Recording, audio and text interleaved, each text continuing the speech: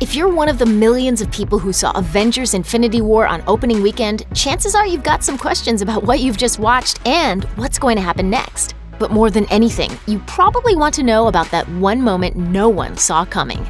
You know the one. The good news is, if you're ready to dive into the nitty-gritty of the movie and its many connections to the comics, there's no reason to wait any longer. Let's get to it. Do we even need to say spoilers ahead? Ready? Let's go. As we see in Infinity War, Thanos forces Gamora to take him to the Soul Stone after she's forced to reveal its location on the planet Vormir.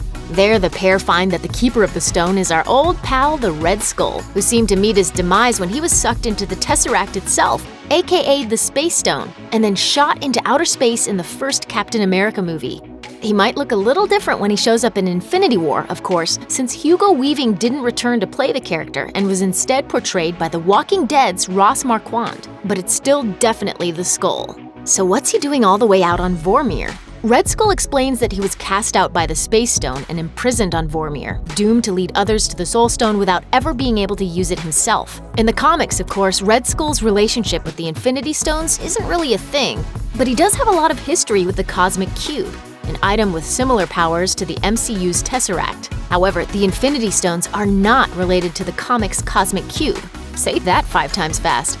Red Skull is one of Captain America's most frequent comic book foes, and although the hero has vanquished him time and time again, he uses the Cosmic Cube to come back from the dead, transform into and possess people, and travel through time. But in the MCU, the Space Stone was his jam, and now we know that he isn't even connected to that anymore. Now he just guards the Soul Stone, the only one of the 6 Infinity Stones that uses its owner, rather than letting its owner use it. So what's it all mean? Why would we see the Red Skull in this scene at all? Well, it may be foreshadowing. You know that there are a lot of people who kick the bucket in the end, thanks to Thanos' supreme snap. Some of those people, including Spider-Man, Doctor Strange, and Black Panther, are expected to have more than just one standalone project on the MCU film slate, so mourning those losses seems premature to say the least. Meanwhile, the Soul Stone in the comics tends to capture its wielder and contain the souls of others within it, in a place called Soul World. So it's possible that the Red Skull wasn't trapped on Vormir to guard the stone. Instead, he may be one of the stone's prisoners. After all, the Red Skull's been there for decades. He should be dead, but the Soul Stone has kept him alive this whole time. So maybe some of the other characters who seem to die in Infinity War have been kept alive by the Soul Stone too. This could potentially answer the question of how some of the many superheroes who bit the dust in the film could be brought back in time for the 4th movie. Could those who were snapped out of existence all be residing in the Soul World now?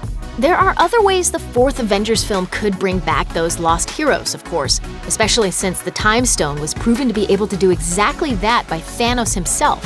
But if the Russo brothers are looking to surprise some folks with a more unexpected resurrection, well, the Red Skull's guardianship of the Soul Stone might have just laid the groundwork for exactly that.